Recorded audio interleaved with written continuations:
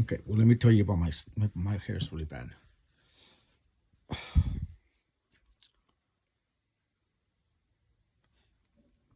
Let me tell you about our stalkers, okay?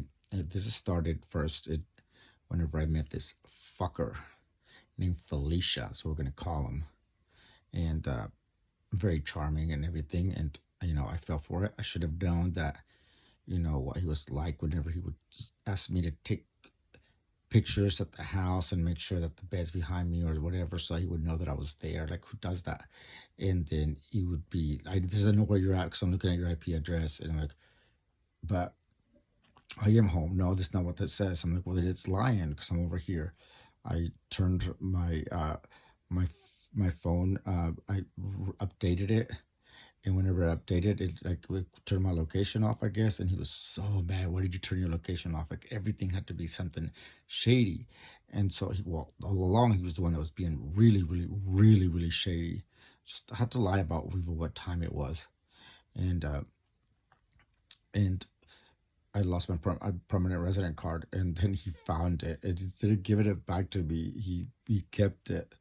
He took advantage of the fact that I was pretty much handicapped. I broke my back and I couldn't move. Yeah, I couldn't even go pee. Whenever I went to pee, it's like I had to stand really weird in order for my back not to kill me. And he took me to this hospital, and we went to the hospital. And after that, since I didn't have any money because I couldn't work, I mean, I didn't know about filing for unemployment and all that stuff. He knew about that. He told me something about it. And then he acted like he was filling an application. And I thought he didn't finish it or it didn't get accepted or whatever. But it did. It did.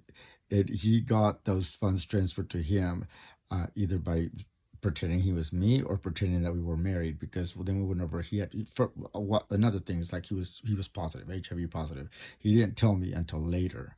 I did ask him at the very beginning, and he's like, "I got everything." So what is that supposed to mean? I mean, I guess I was an idiot, but I didn't ask further. I just figured that, I mean, he wouldn't, if I asked, and if he did, he would say, "Yes, I do."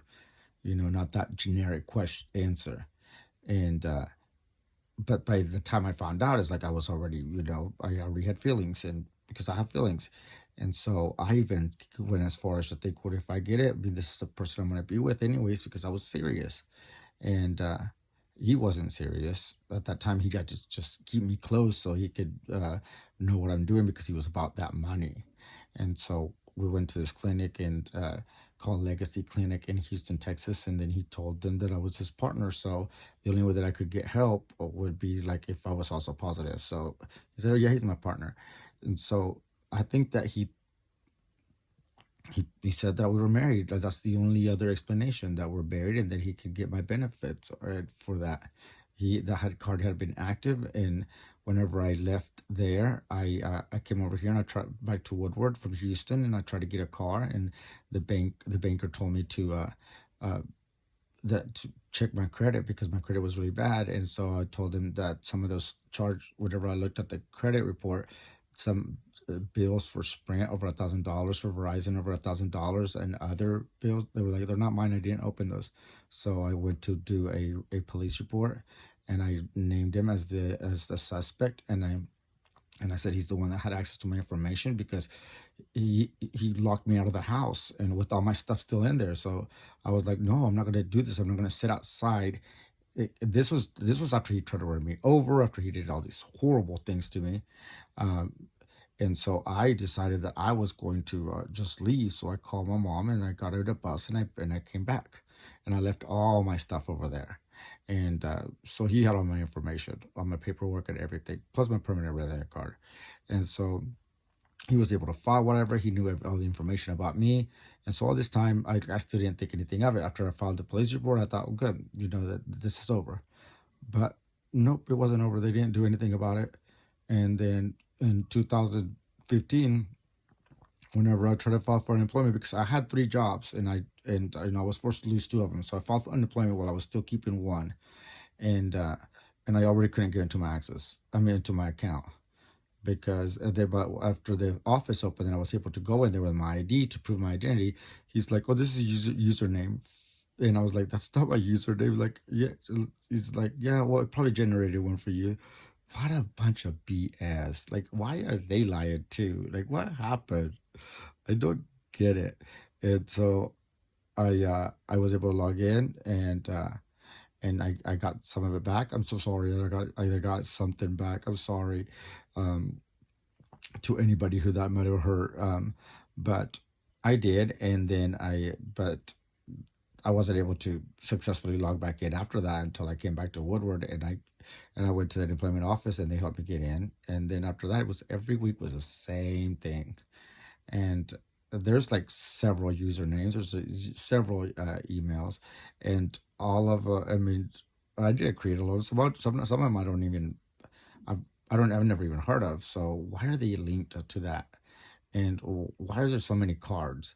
Why is it whenever I got help by immigration, there was still activity audit, and then whenever I called to say, this is fraud, because you know what fraud is, right? Like, oh, yep, we don't have any, your information is in conflict for the information that we have. Well, what information do you have? And why don't you care what I'm saying? If you are really sincere about this, being concerned about all the scams and fraud that's going on, and I'm telling you, like, this is going on right now, and you're unresponsive to it. It means you don't really care, or you don't believe me.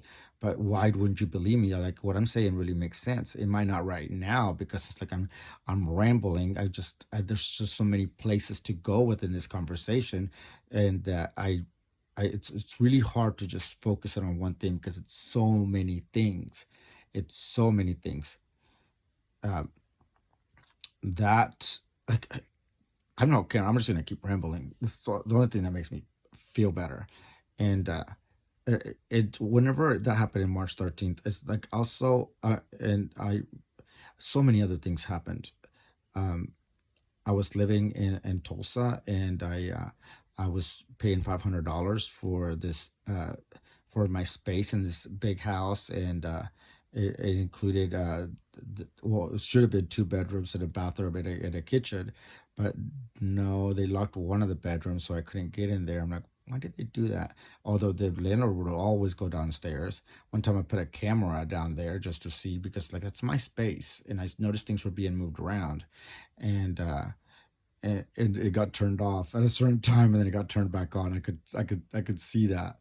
So like at 7 or 8:30, I'm not sure what time it was, that it was turned off and then turned back on. Like, why would you turn it off? Like, what were you doing? And and then and I know what they were doing. They were just spying on me.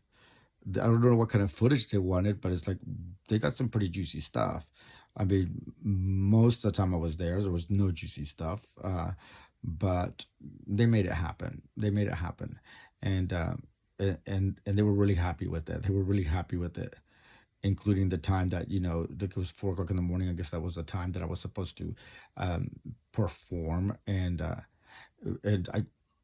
I didn't know. I didn't know that there was a tie. I wish they would have told me, and I would have put up my best work.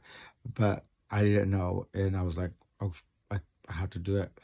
I have to do it." I mean, they've already threatened to cut my family's fingers. So, yeah, okay. I can go into detail if you want to about that. I just don't care to. But everything that I'm saying, I'm not gonna make it up, because I'm gonna get called out on it. Besides, I'm not allowed to lie, anyways. So you made sure that I'm not allowed to lie by watching my every single move, and so I had to clean out. I had to clean out, because that would be even more embarrassing. Imagine getting raped and then all this shit being on you. So, but I had to do it fast, because it was almost 4 o'clock, and so I went and shit in the shower. I mean, not on purpose. I'm just saying, it's like if I was cleaning out, something's gonna come out, right? So that's good. I mean, that's good. It's better than on somebody, right? So then the next day, my landlord's making fun of me. He's talking about how at work somebody shit on the shower and all this stuff. I'm like, wow. It's like, are you trying to? What are you doing? Like, why are you telling me this right now? It's like, oh, you saw, did you? I didn't say that, but he's like, I'm going to write a book, and I'm like, you know what? I'm going to write a book too. And he's like, yeah, I even got footage and stuff of it. I'm like, I'm sure you do. I'm sure you do. It How could he justify that? And how could he be just like so cynical about it, and probably getting a kick out of telling me? And was he doing it to mind fuck me, or he was doing it because he thought it was too stupid? Because at that time I was kind of I was stupid. I mean, I knew what was going on or something was going on, but I didn't know why. And I also questioned it because whenever you see all these indications, of treachery, but then nobody mentions it. I figured that somebody would have the common decency to be like, "Hey, that's fucked up," and tell me, but nobody did. And so I was like, then I must be imagining everything. It's like I am being fed drugs all the time, and which is so weird because before it was so hard for me to get out because I didn't know anybody, and now they were just everywhere all the time, and like I couldn't even not do it. And then after a while, I had to do it so I could stay alert and so I could know what the heck is going on. And see, I could go anywhere with this conversation, and just things like that. Like and Steven, the guy I was talking to at that time, he would stay over with me, and then like one time I was related to the bed, like the pillow was like, "What is that? Is that your neck?" And like, "That's piss." I'm like, "What is it?" And then I started to get the pillow, and I was like, "That's just piss. That piss. This has piss on it. Somebody peed on it." Like, well, maybe you did it. And like, okay, yeah, I'm gonna go pee. And I'm like, where should I do it? Oh, there's a bathroom over there, but nah, let's live a little. And so I went and did it.